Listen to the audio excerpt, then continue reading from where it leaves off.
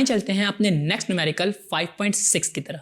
Find the value of g due to the earth at geostationary satellite. The radius of geostationary orbit is 48700 kilometres. इसमें आपने again value of g find करनी है और आपके पास altitude यानी कि height की वैल्यू अलग से दी हुई है, तो सेम पिछले न्यूमेरिकल वाला फार्मूला इसमें लगेगा। एच की वैल्यू है 48700 किलोमीटर्स, और अगर मैं इसको ऐसे यूनिट में करूँ तो ये 48700 into 10 to the raise power 3 meters. आपने इसमें फाइंड करनी है value of G. Value of G का जो फार्मूला है वो आपको पता होना चाहिए कि G H is equal to G M over R plus H का होल स्क्वायर। इसमें जो आर है, आर की वैल्यू आपको पता है कि 6400 किलोमीटर्स है, जो कि इक्वल होती है 6400 into 10 to the raise power 3 metres के।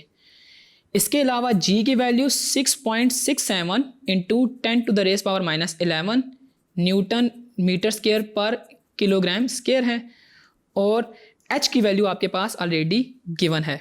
बाकी रह गया मास ऑफ अर्थ, तो मास ऑफ अर्थ की वैल्यू है 6.0 into 10 to the raise power 24 kilograms. इनकी वैल्यू मैं 1 बाय 1 करके इस फार्मूला में पुट करता हूँ। तो जी की वैल्यू है 6.67 into 10 to the raise power -11, M की वैल्यू है 6.0 into 10 to the raise power 24, whereas इसमें आर की जो वैल्यू है 6400 into 10 to the raise power 3 plus 48700 into 10 to the raise power 3 का होल स्क्वायर।